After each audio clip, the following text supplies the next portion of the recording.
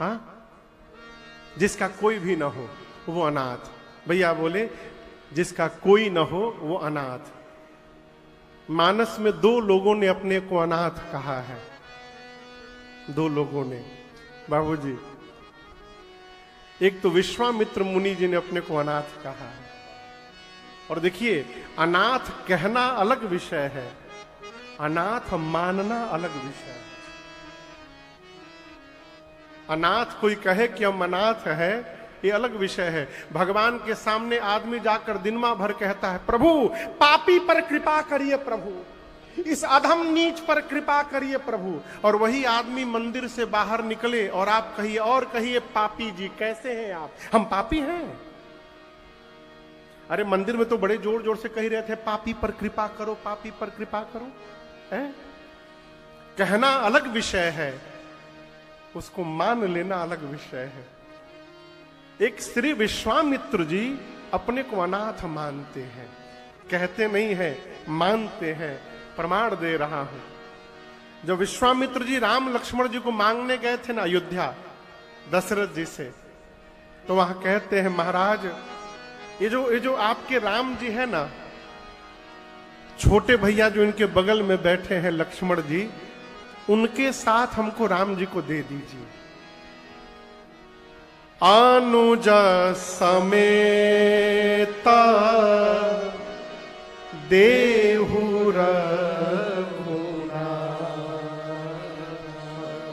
महाराज पूछे, आप मेरे राघव को क्यों मांग रहे हैं? बोले दो काम के लिए। पहला काम, निश्चर बध, मारीच और सुबाहु नाम के राक्षस मेरे यज्ञ को पूर्ण नहीं होने दे रहे हैं। मैं जब जब बक्सर में यज्ञ प्रारंभ करता हूं, ये राक्षस आकर मेरा यज्ञ विध्वंस कर देते हैं।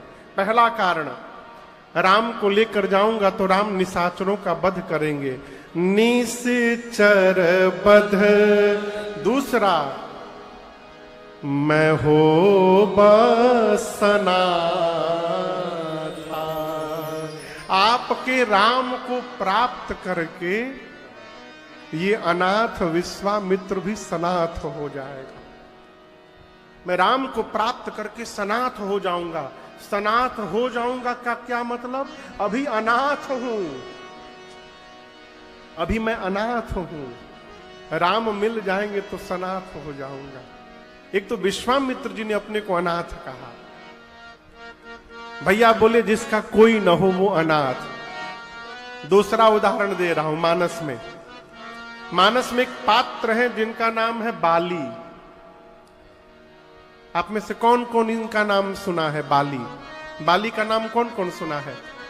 आप लोग नहीं सुनी है बाली का? अच्छा, हम सुने हैं। बाली। बाली के भाई का क्या नाम? जोर से बोलिए। सुग्रीव।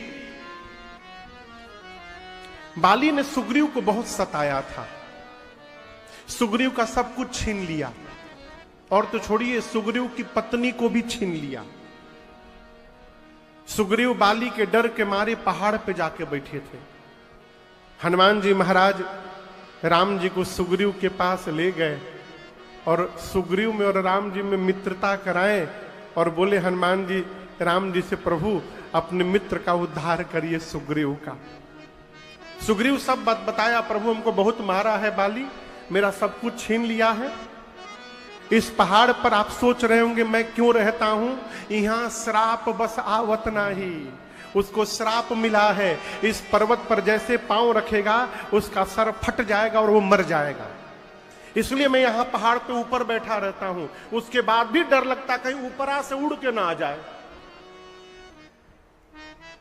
भगवान बोले कोई बात नहीं, मैं अपने मित्र की सहायता करूंगा, बाली को मारूंगा। राम जी ने सुग्रीव को कहा, जाओ बाली को ललकारो और युद्ध करो। राम जी के कहने पर सुग्रीव गया बाली को ललकारने। दरवाजे पर खड़ा होकर लगा दहाड़ने, सुग्रीव निकल बाहर, अभी देखता हूं तुझे। बाली बोला, इतना दम कहां से आ गई? बाली जब भाई की दहाड़ सुनकर सुग्रीव को मारने के लिए घर से चला ना, बाबूजी पहली बार बाली की पत्नी तारा, उसका नाम था तारा, तारा ने पहली बार अपने पति के पांव को पकड़ लिया, पौआ पकड़ ली, गिड़गिड़ाने लगी, नाथ आज तक मैंने आपको कभी रोका नहीं है, लेकिन आज पहली बार रोक रही हूं। क्यों? मैंने सुना है सुग्रीव जो दिन दो पुरुषों से मिला है वो दोनों इतने वीर हैं कि युद्ध में यदि काल भी आ जाए तो वो दोनों काल को भी हरा सकते हैं। कालहु जीत सकहि संग्रामा। इसलिए मैं आज से प्रार्थना करती हूं, यदि आप आज गए तो गए, यदि आज आप गए लड़ने न प्रभु घर से बाहर तो आप गए, फिर आप लौट के आएंगे नहीं।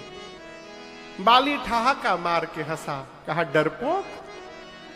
हिंदी साहित्य का शब्द है भीरू, भीरू यानी डरपोक। कह बाली सुनु भीरु प्रिय समदर्शी रघुनाथ, जो कदाचि मोहि मारहि,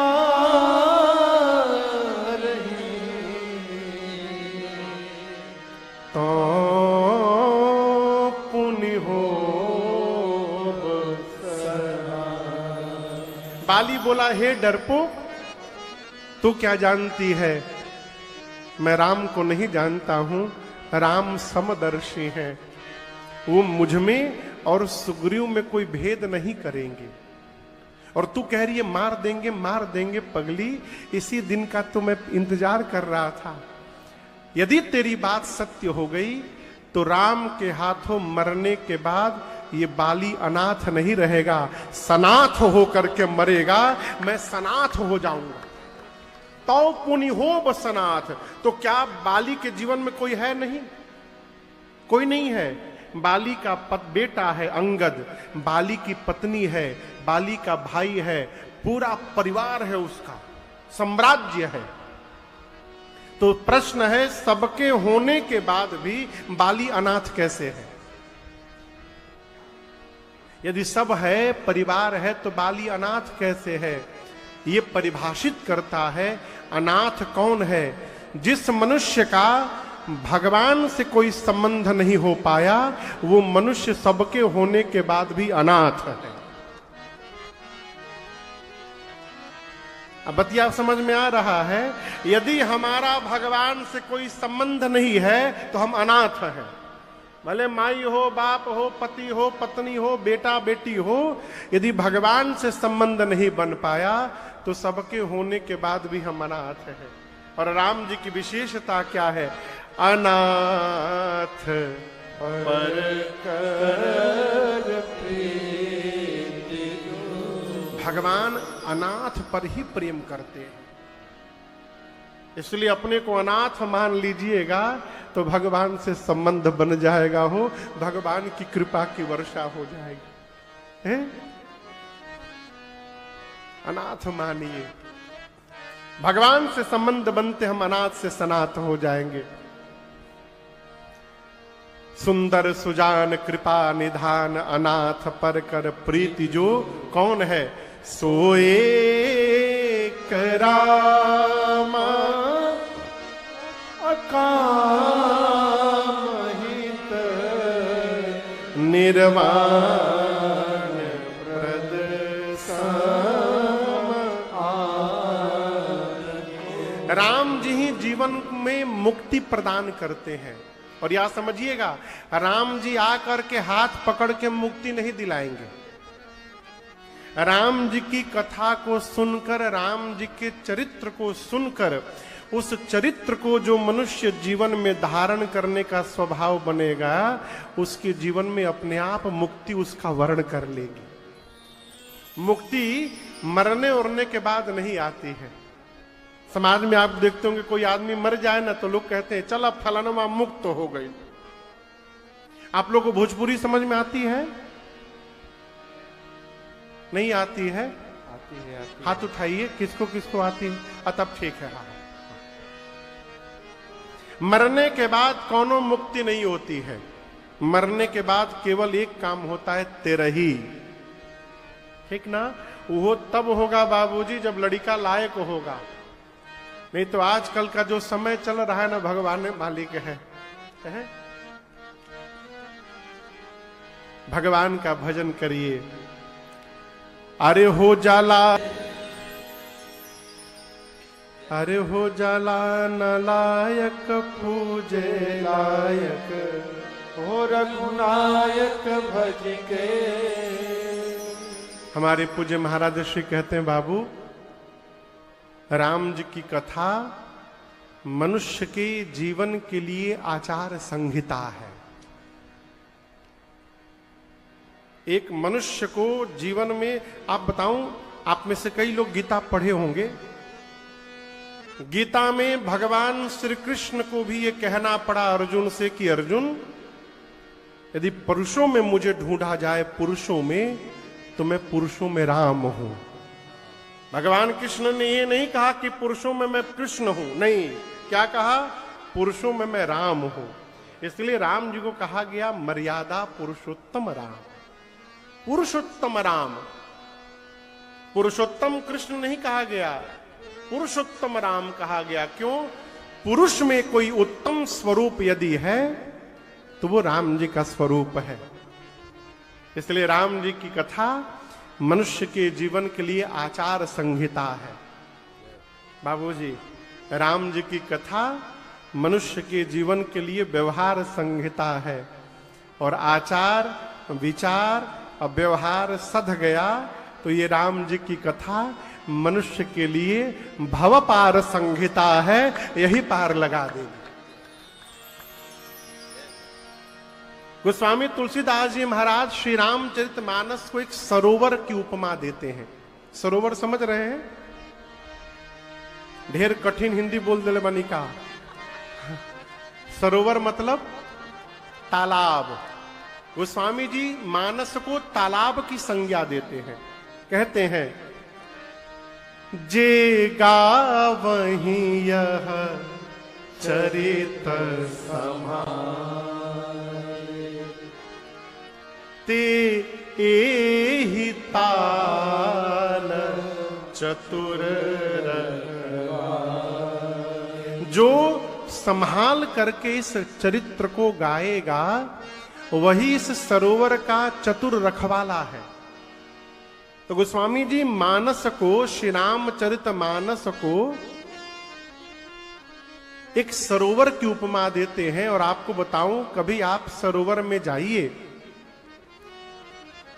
तो आजकल तो सरोवर भगवान ने मालिक है, लेकिन पहले जो सरोवर हुआ करते थे उनके जल स्वच्छ और निर्मल होते थे।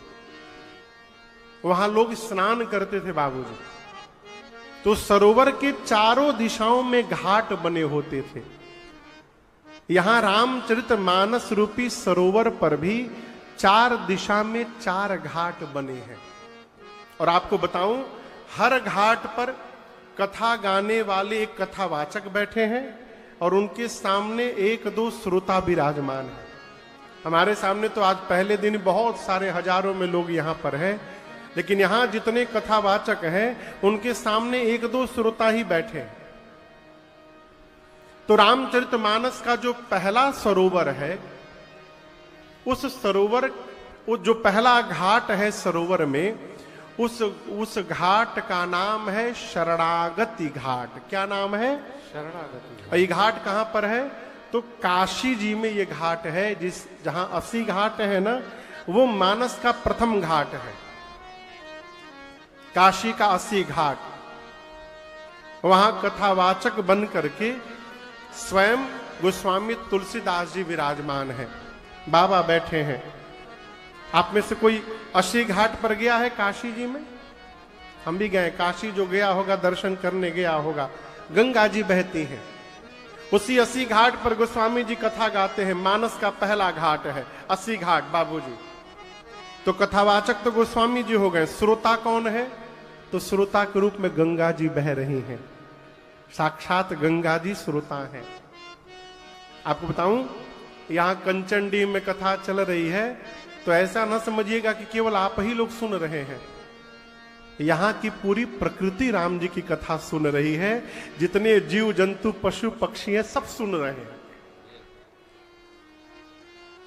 तो मानस के प्रथम घाट पर गोस्वामी तुलसीदास जी वक्ता हैं। श्रोता के रूप में गंगा जी बह रही हैं, संत समाज है, और गोस्वामी जी तो कह रहे हैं कि और कोई सुने चाहे ना सुने, मैं तो अपने आप को सुना रहा हूं। स्वांतः सुखाय तुलसी रघुनाथ गाथा। गोस्वामी जी घोषणा करते हैं, मैं अपने सुख के लिए गा रहा हूं। इस घाट का नाम है शरणागति घाट। क्या नाम है? अब आप कहिएगा महाराज इसका नाम शरणागति घाट क्यों पड़ गया? ये सहज प्रश्न आता है मन में। यहां पहले कभी राम कथा हुई है? कंचनडीह में? पूछ रहा हूं, बोलिए। कभी नहीं हुई है। अगल बगल में? अगलो बगल नहीं हुई है। धनबाद अगल बगल में नहीं आता? अच्छा, दूर है। अच्छा, आसनसोल?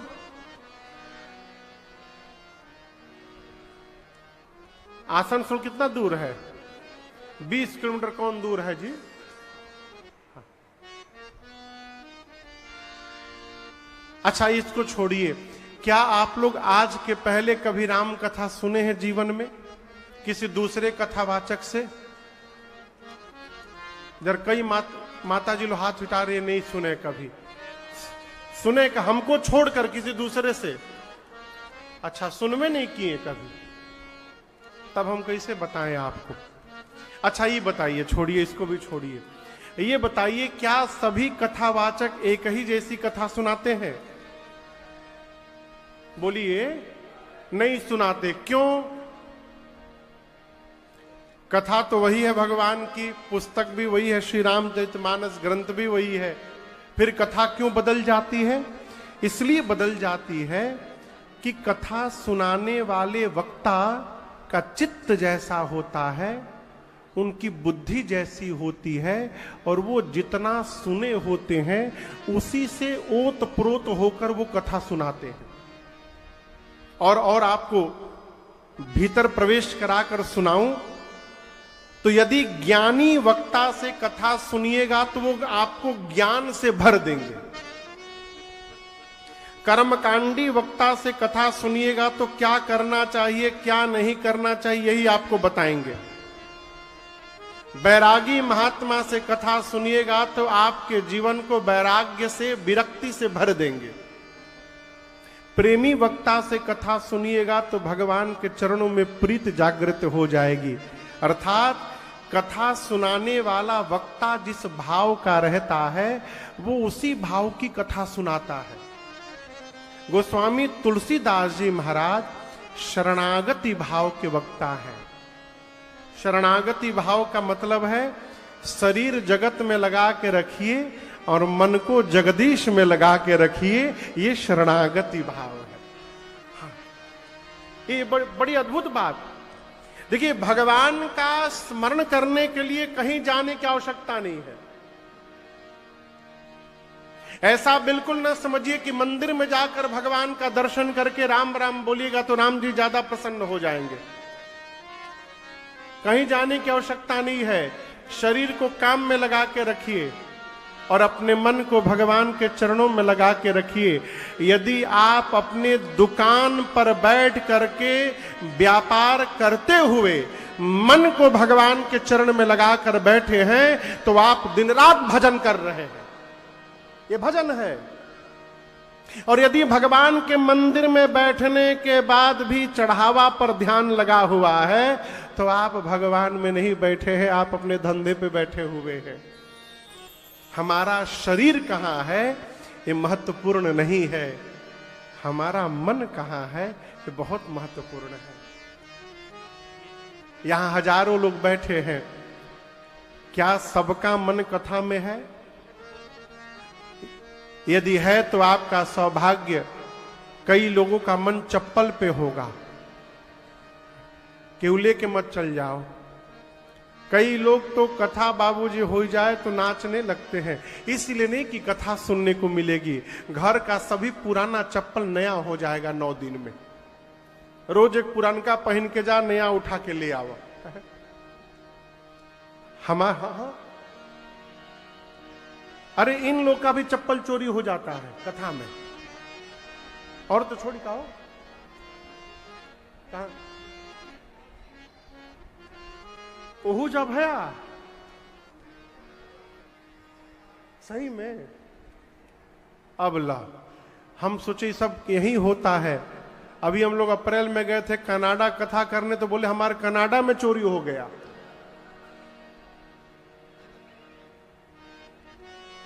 सरी में हुआ कि एडमिंटन? सरी में, बाद वाला में। अगली बार सावधान रहिएगा वहां। हमारा मन कहां है हो, प्रयास करिए मन भगवान में लगा रहे। और ये आसान नहीं है, बहुत कठिन है। आप करिएगा, बार बार मनवा भाग जाएगा, लेकिन मन बार बार भागे तो घबराने का विषय नहीं है। ये आप कहिए मन से, तुम नहीं मानोगे तो हम भी नहीं मानेंगे। तुम जितनी बार भाग के जाओगे, हम उतनी बार तुमको पकड़ के भगवान के शरण में ले जाएंगे। लगे रहिए, बार बार लगे रहिए। ये शरणागति है। गोस्वामी तुलसीदास जी शरणागत भाव के वक्ता हैं, इसलिए इस घाट का नाम है शरणागति घाट। ये मानस का पहला घाट है। अब गोस्वामी जी कहते हैं, मैं वो राम कथा सुनाने जा रहा हूं। 80 घाट पर बैठकर बोले, मैं वो कथा गाने जा रहा हूं जो तीर्थराज प्रयाग में याज्ञवल्क्य मुनि ने श्री भरद्वाज जी को गाकर सुनाया। अब दूसरा घाट आ गया तीर्थराज प्रयाग। यहां कथावाचक हैं याज्ञवल्क्य मुनि, श्रोता हैं श्री भरद्वाज मुनि, स्थान है तीर्थराज प्रयाग, और इस घाट का नाम है कर्मकांड घाट। क्या नाम है? जोर से बोलिए। हाँ, कर्मकांड घाट। क्यों? क्या करना चाहिए और क्या नहीं करना चाहिए, ये सारी बातें रामचरितमानस में इसी प्रयाग में याज्ञवल्क्य मुनि को याज्ञवल्क्य मुनि ने भरद्वाज जी को बताई। कर्मकांड घाट, दूसरा घाट। अब याज्ञवल्क्य मुनि बोले, भरद्वाज जी मैं आपको वो कथा सुनाने जा रहा हूं जो कैलाश में बैठकर भगवान शिव ने मां पार्वती जी को सुनाई। तीसरा घाट कैलाश पर्वत। कथावाचक हैं भगवान शंकर और श्रोता हैं मां पार्वती जी। इस घाट का नाम है ज्ञान घाट। क्या नाम है? ज्ञान घाट। मानस का तीसरा घाट कैलाश पर्वत। वक्ता है बाबा, श्रोता है मैया, और इस घाट का नाम है ज्ञान घाट। शंकर जी पार्वती जी से बोले, देवी मैं आपको वो कथा सुनाने जा रहा हूं जो नीलगिरी पर्वत पर श्री काकभूषुंडी जी ने पक्षियों के राजा गरुण जी महाराज को गाकर सुनाई। ये मानस का चौथा घाट है, नीलगिरी पर्वत हिमालय पर। आप दर्शन करिए, कथा सुनाने वाले कौआ है, कौआ दिखाई दे रहे हैं। इनका नाम है काकभूषुंडी जी। केवल एक ही काम है, भगवान की कथा गाओ। आप में से कौन कौन कौआ को देखा है? हमहू देखे हैं। अच्छा आप बताइए, कौआ मीठा बोलता है कि कड़ुआ? बाबूजी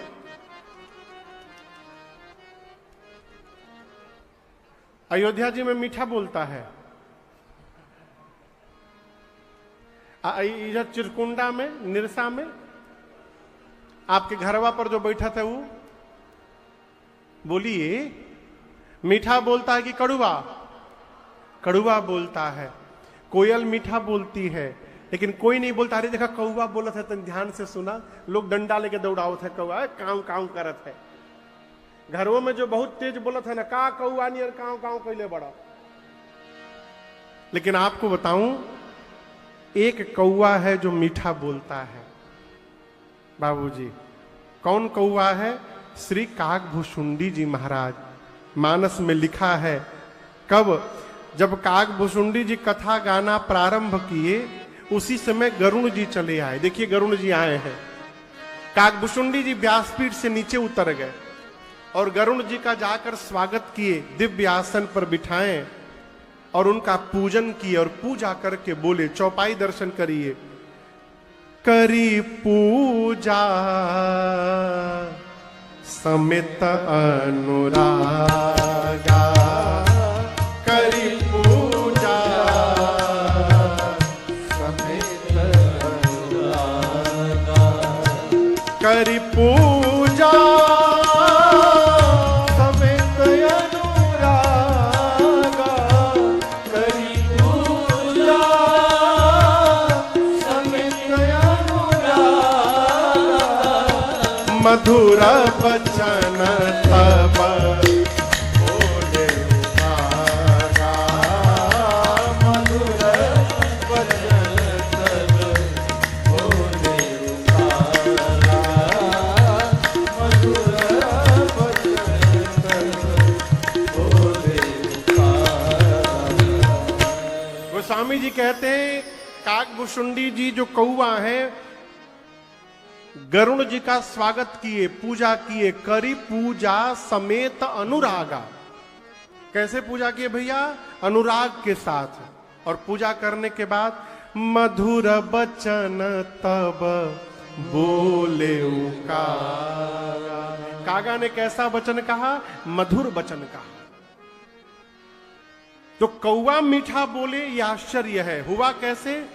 इसलिए मीठा बोल रहे हैं कि ये जो कौवा महाराज है ना, ये भगवान की कथा गाते हैं और भगवान की कथा गाते गाते उनकी वाणी में मधुरता आ गई, ये प्रमाण है। इसलिए कुछ ना करिए, कीर्तन करिए। एक संत हुए पूज्य श्री देवादास जी महाराज, वो कहते हैं केवल एक काम करो, नाम कीर्तन करना। माई बाप, नाम कीर्तन करो तुम सुधर जाओगे। केवल भगवत नाम कीर्तन करिए। कहां करे महाराज? अरे जहां मन करे वहां करिए। सवेरे करे कि शाम को करे महाराज? अरे जब मन करे तब करिए। नहा के करे कि बिना नहाए करे महाराज? अरे जहां मन करे, जैसे मन करे करिए। दिन में करे कि रात में करे महाराज? मैंने जानते हैं क्यों जीव प्रश्न करता है, कैसा हूं महाराज मना कर दे बस। हाँ, जपे के ना पड़ो बस। गोस्वामी जी मालूम है क्या बोले? गोस्वामी जी बाबूजी चौपाई का दर्शन करिए। बाबा कहते हैं गोस्वामी जी, भाय कुभाया अनख आलस नाम जपत मंगल दिसी दस भाव से बोलिए। कैसे? अरे बोलिए भाव से। कैसे? भाव से। कुभाव से। कैसे? भाव बुझाता? भाव बुझाता? भाव अभी गा रहे थे, सीताराम सीताराम सीताराम सीताराम सीताराम सीताराम सीताराम सीताराम। ये भाव से। अब कुभाव से किसी का मन नहीं है कीर्तन करने के लिए, और उसको बरबस दिखाकर डरा कर बिठा दो, वो सीताराम सीताराम सीताराम सीताराम सीताराम। कुभाव से, क्रोध से, बहुत सीताराम सीताराम गाने वाले भाई, सीताराम सीताराम ऐसे। और चाहे आलस में सवेरे उठने के बाद सीताराम। गोस्वामी जी कहते भाव से गाओ, चाहे कुभाव से गाओ, क्रोध से गाओ, चाहे आलस से गाओ, किसी भी प्रकार से यदि मुख से भगवान का नाम निकलेगा तो नाम जपत मंगल। कहां? दिसी दसहू। दसों दिशाओं में जहां भी आप रहिएगा, किसी भी प्रकार मुख से भगवत नाम निकले, आपका मंगल ही मंगल होगा। 10 गो दिशा मालूम है कहां कहां है? पता है बाबू? 10 गो दिशा पता है?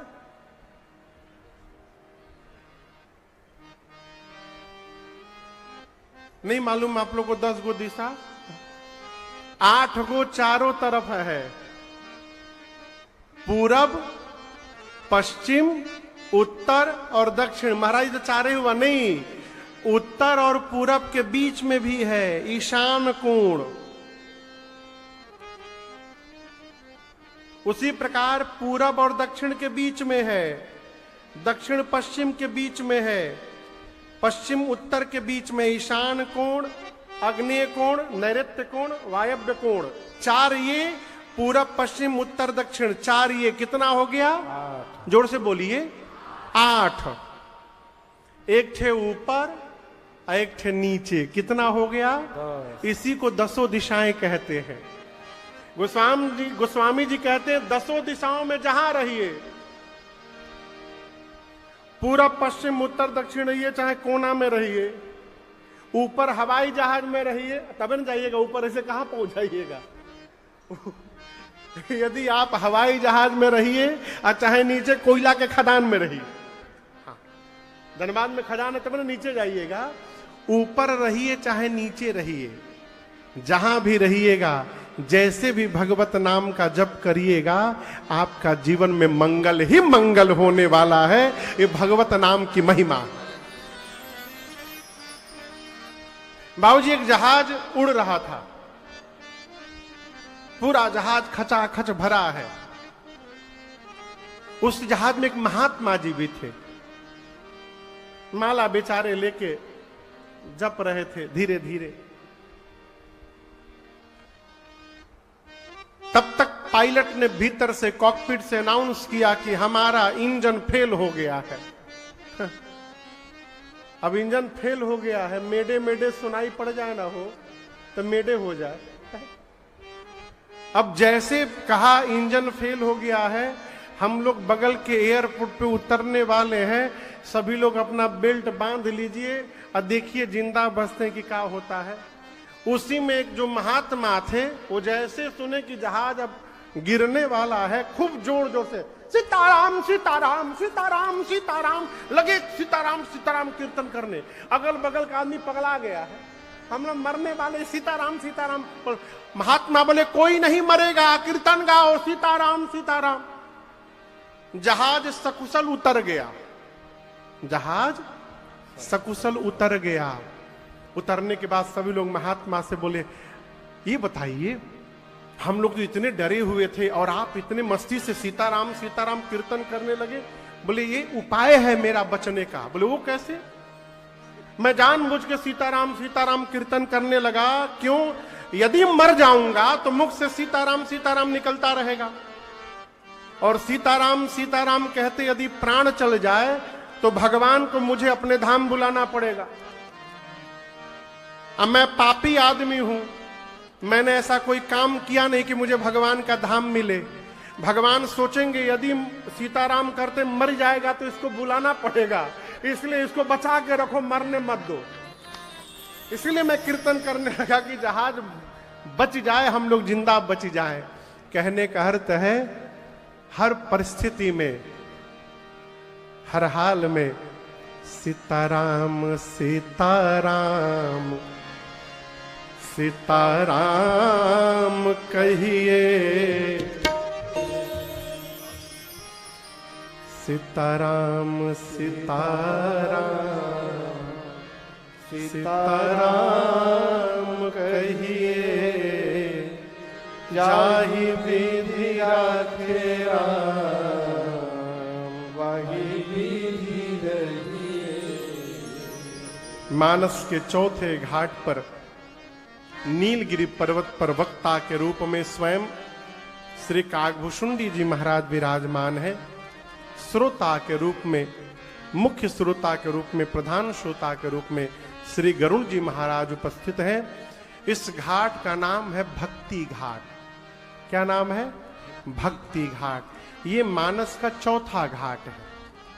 पहला घाट 80 घाट, जहां पर वक्ता गोस्वामी तुलसीदास जी, श्रोता गंगा मैया, नाम है शरणागति घाट। दूसरा घाट तीर्थराज प्रयाग में, जहां वक्ता याज्ञवल्क्य मुनि, श्रोता भरद्वाज जी, इस घाट का नाम है कर्मकांड घाट। तीसरा घाट कैलाश में है, जहां वक्ता भगवान शिव, श्रोता के रूप में मां भवानी है, इस घाट का नाम है ज्ञान घाट। और चौथा घाट नीलगिरी पर्वत में है, जहां वक्ता है काकभुशुंडी जी, श्रोता है गरुण जी महाराज, इस घाट का नाम है भक्ति घाट। इन्हीं चारों घाटों के माध्यम से श्री रामचरितमानस में पूरी राम जी की कथा गाई गई है। गोस्वामी तुलसीदास जी ने श्री रामचरितमानस जी में 7 कांड लिखे।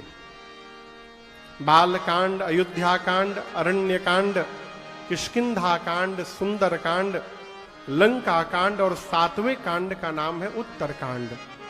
बाल कांड के प्रारंभ में गोस्वामी जी ने 7 श्लोक लिखे। क्यों लिखे? 7 कांड लिखे इसलिए एक एक कांड को स्मरण करके बाबा ने बाल कांड के प्रारंभ में 7 श्लोकों की रचना की और इसमें वंदना की। सबसे पहले श्लोक में वर्णानाम अर्थ संघानाम रसानाम छंदसामपि मंगलानाम च कर्तारो वंदे वाणी विनायको। पहले श्लोक में भगवान गणपति के साथ मां सरस्वती को वंदना की। यहां बच्चे भी बैठे हैं। देखिए, बच्चों को बहुत देर तक पूजा नहीं करनी चाहिए। जब बच्चे 2 घंटा पूजा करेंगे तो पढ़ेंगे कब? बिना बैठे हैं। ये संभवतः 7वीं कक्षा की परीक्षा दे रहे थे। 7 में हो? 7वीं कक्षा की फाइनल परीक्षा दे रहे थे। तो इनके क्लास का एक बच्चा एक दिन परीक्षा में लगभग 45 मिनट देरी से आया। कितनी देरी से? 3 घंटा का परीक्षा, 45 मिनट देरी से आया। टीचर ने पूछा, इतनी देरी क्यों किए तुम? बोला, गुरुजी मुहूर्त बना रहा था। बोला, कैसे? तो हमारे घर में कुछ भी शुभ काम करने जाते तो दही खा के जाते हैं। तो घर में दही खत्म हो गया तो मैं बाजार चला गया था दही खाने के लिए। गुरुजी बोले, तहार मुहूर्त तो बन गई। आधी घंटे देरी से आए हो तो मुहूर्त तो ऐसे ही बन गया तुम्हारा। बच्चों को बहुत लंबे समय तक पूजन नहीं करना चाहिए। क्या करना चाहिए? सबसे पहले सवेरे उठे, स्नान ध्यान करके एक बार श्री हनुमान चालीसा का पाठ करें। किसका पाठ करें? जोर से बोलिए। हनुमान चालीसा का पाठ करें। लेकिन लड़का हनुमान चालीसा का पाठ तब करेगा जब लड़के से पहले माई बाप करेंगे। बच्चे जब छोटे रहे तो उनको सीने से चिपका के जब रात को सुलाइए तो सुलाते समय अपने हनुमान चालीसा का पाठ करिए। जब आप हनुमान चालीसा पढ़िएगा तो सुनते सुनते बच्चों को कंठस्थ हो जाएगा, याद नहीं कराना पड़ेगा। हनुमान जी से हम पढ़ते हैं हनुमान चालीसा तो कहते हैं, बल बुद्धि विद्या देहु मोहि हरहु कलेश विकार। तो बच्चे श्री हनुमान चालीसा का पाठ करें और उसके बाद गणपति भगवान और सरस्वती मैया को प्रणाम करें। सरस्वती मैया को साल में एक बार प्रणाम करने से कुछ नहीं होगा। साल में एक बार सरस्वती पूजा के दिन चंदा जुटा के मूर्ति लगा के दिए माई का। अब बुरा ना मानिएगा, मैंने अपने आंखों से देखा है, कानों से सुना है। सरस्वती माई की प्रतिमा बिठाकर ऐसा ऐसा गाना लोग बजाते हैं, सरस्वती मैया कब की भाग गई होंगी वहां से। वहां माई तो होंगी नहीं बिल्कुल। ऐसे माई प्रसन्न होगी है? मानस में भी लिखा गया है, सुमिरत सारद आवई धाम जैसे हम सरस्वती मैया का आवाहन करते हैं, मां दौड़ करके नीचे आती है। अच्छा आप बताओ, आप यहां से पांडाल के बाहर दौड़ करके जाइएगा तो क्या होगा? शरीर में क्या बदलाव होगा? बाबू बताओ क्या होगा? थक जाएंगे। भाई आप दौड़ करके कहीं जाइएगा तो थकिएगा कि नहीं थकिएगा? थक जाइएगा। सरस्वती मैया भी दौड़ करके आती हैं, थक जाती हैं। वो स्वामी जी कहते हैं, भगवान की कथा रूपी सरोवर में जब तक उनको स्नान नहीं कराया जाएगा, सरस्वती जी की थकान जाने वाली नहीं है। लेकिन यहां आने पर क्या होता है कि इन्हें प्राकृत जन गुण गाना, सिर धुन गिरा करत पछताना। यहां पर सरस्वती जी आती हैं दौड़कर कि जाऊंगी तो भगवत चर्चा सुनने को मिलेगी। और जैसे यहां आई, भगवत चर्चा छोड़िए, हम जगत की चर्चा शुरू कर देते हैं। सरस्वती जी सिर पीटते पीटते वापस जाती है। तो केवल साल में एक दिन सरस्वती जी की पूजा करने से कुछ नहीं होगा। नित्य मां की वंदना करिए, नित्य मां को प्रणाम करिए, गणपति भगवान को प्रणाम करिए, उनका एक श्लोक याद करके सुना दीजिए, सरस्वती जी का एक श्लोक याद करके सुना दीजिए, और एक बार श्री हनुमान चालीसा का पाठ करिए। इतना कर देने से ही बच्चों की पूजा पूरी हो गई। इसके बाद उनकी पढ़ाई ही उनके जीवन की असली पूजा है। कर्म प्रधान विश्व करी राखा। तो गोस्वामी जी ने पहले श्लोक में गणपति भगवान और सरस्वती जी को वंदन किया। दूसरे श्लोक में बालकांड के भवानी शंकरौ वंदे श्रद्धा विश्वास रूपिणो याभ्याम विना न पश्यन्ते सिद्ध स्वान्तः स्थमेश्वरम। दूसरे श्लोक में मां पार्वती और भगवान शिव को वंदन किया। क्यों? पार्वती जी श्रद्धा है और शंकर जी विश्वास है। अभी आपसे कह रहा था, जब तक श्रद्धा नहीं होगी भगवत कथा समझ में नहीं आएगी। गोस्वामी जी श्रद्धा रूपी मां भवानी और विश्वास रूपी भगवान शिव को वंदन करते हैं। तीसरे श्लोक में भगवान शिव को गुरु रूप में वंदन करते हैं। चौथे श्लोक में वाल्मीकि ऋषि और हनुमान जी को वंदन करते हैं। पांचवें श्लोक में मां जानकी को वंदन करते हैं। छठे श्लोक में रघुनाथ जी को वंदन करते हैं। और अंतिम श्लोक में गोस्वामी जी कहते हैं कि मैंने श्री रामचरितमानस की रचना कैसे की। बाबा कहते हैं, नाना पुराण निगमागम सम्मतम यद रामायणे निगदितम क्वचिदन्यतो स्वान्तः सुखाय तुलसी रघुनाथ गाथा भाषा निबंध मति मंजुल मातनो। और एक बात, यहां बच्चे लोग बैठे हैं, युवा वर्ग के लोग भी बैठे हैं। जीवन में क्रेडिट को हिंदी में क्या बोलते हैं? वो क्रेडिट देना को क्या बोलते हैं? श्रेय देना। श्रेय देना। श्रेय, हाँ शुद्ध शब्द है श्रेय देना। जीवन में श्रेय देने का स्वभाव बनाइएगा।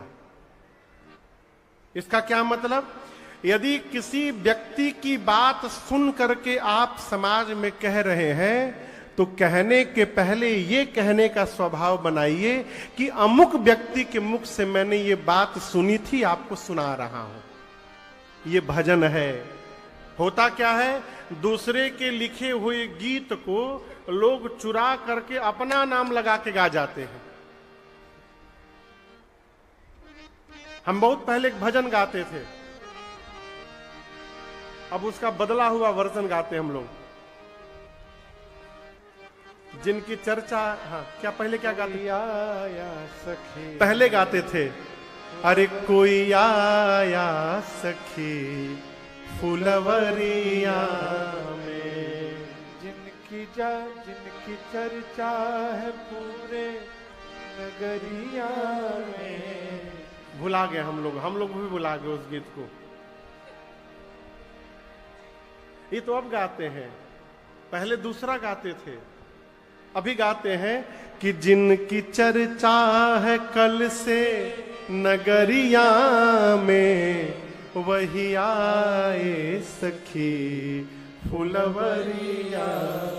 पहले गाते थे, जादू है उनकी हाँ हाँ, नजरिया में। पहले गाते थे, अरे जैसे जादू है उनकी नजरिया में, कोई आया सके फुलवरिया में, कोई आया सके फुलवरिया में, फुलवरिया में, फुलवरिया।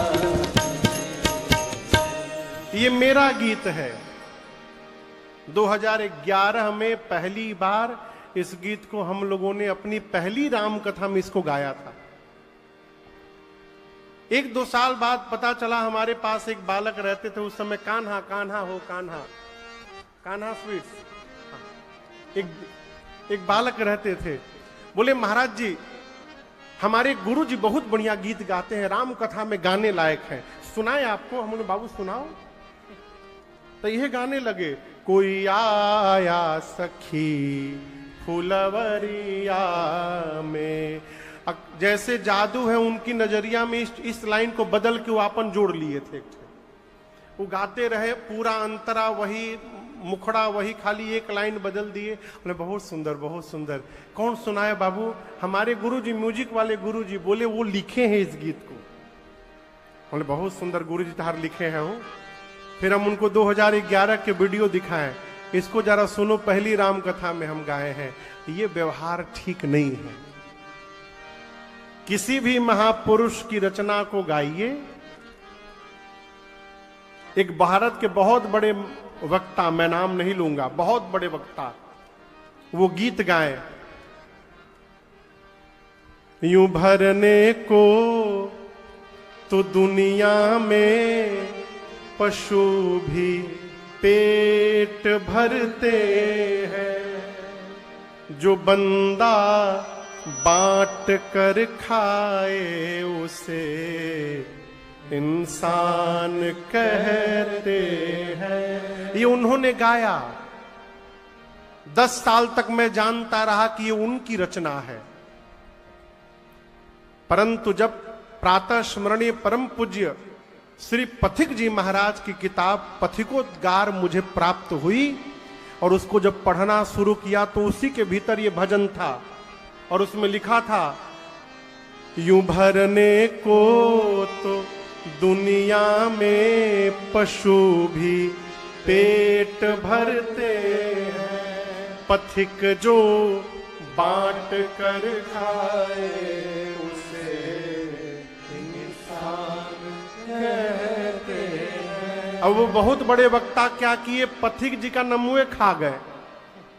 पथिक जो बांट कर खाए उसे इंसान कहते हैं, इसको बदल दिए, जो बंदा बांट कर खाए उसे इंसान कहते हैं। जब मैं पढ़ा तो मैं तो एकदम कांपने लगा, इतना बड़ा अपराध। ये जीवन में भूल कर भी न करिएगा। किसी के द्वारा सुनी हुई बात उसके नाम को लेकर बताना चाहिए। मैं क्यों कह रहा हूं, श्री रामचरित मानस के रचयिता पूज्यपाद गोस्वामी तुलसीदास जी महाराज इस बात की घोषणा करते हैं कि मैंने इस ग्रंथ को कैसे लिखा है। नाना पुराण निगमागम सम्मतम यद रामायणे निगदितम क्वचिदन्यतो। गोस्वामी जी कहते हैं नाना पुराण, 18 पुराण से, 4 वेद से, निगम आगम 6 शास्त्र से और इनके अलावा जितने रामायण मैंने सुनी है, इन सभी ग्रंथों के सार तत्व को निकाल करके और मैंने श्री रामचरितमानस में रखा हुआ है। इस श्लोक का अर्थ है कि आप केवल घर में रामचरितमानस को पढ़ने का स्वभाव बना लें तो 4 वेद, 18 पुराण, 6 शास्त्र, सभी ग्रंथों को पढ़ने का फल केवल और केवल रामचरितमानस पढ़ने से प्राप्त हो जाएगा। इसमें लेश मात्र भी संशय और शंका नहीं है। इसलिए स्वभाव बनाइए, 1 घंटा 2 घंटा नहीं, 5 मिनट पढ़िए। 5 मिनट भी समय नहीं है तो 1 चौपाई पढ़िए। अभी हम किसी के घर गए थे भारत में कि भारत के बाहर की घटना मुझे स्मरण नहीं है, उनकी बात मुझे बड़ी अच्छी लगी। बोले महाराज हमारे डाइनिंग घर जहां डाइनिंग टेबल है वहां एक स्थान बना के रामचरितमानस रखा हुआ है, और मेरे घर के नियम है किसी को भी भोजन करने जाना है वो उसको तब तक भोजन की थाली नहीं मिलेगी जब तक वो जाकर मानस जी को खोलकर एक दोहा पूरा ना पढ़ ले। आप भी थे साथ में? एक दोहा जब वो पढ़ते हैं तब जाकर टेबल पर बैठते हैं, उनको भोजन मिलता है। जहां से मन करे पढ़िए। इसलिए स्वभाव बनाइए, मानस जी को लाल कपड़ा में बांधकर आरती उतारने से कुछ होने वाला नहीं है, उनको खोल करके पढ़ने से उद्धार होगा। तो आज प्रथम सत्र में हमने और आपने श्री रामचरितमानस की रचना कैसे हुई, इसमें कितने घाट हैं, कौन वक्ता है, किस घाट का क्या स्वरूप है, इन सभी प्रसंगों पर चर्चा की। आज की कथा को यही विराम देते हैं। कल की कथा 4:30 बजे राघव जी के साथ अपने राम जी आएंगे। 4 बजे से भजन प्रारंभ होगा। आप लोग भी 4 बजे तक आइए। कल भगवान शंकर जी के विवाह की कथा है, और मेरा अपना विश्वास है, बहुत विवाह आप लोग देखे होंगे, सुने होंगे, परंतु कल जो विवाह दर्शन करेंगे ना, ऐसा विवाह कभी नहीं देखे होंगे आप, क्योंकि कल पूरी दुनिया के भूत प्रेत कंचनडीह में आएंगे बाबा के बाराती बनने के लिए। तो कल शंकर जी के विवाह में हम और आप मिलते हैं। तब तक के लिए हरे रामा।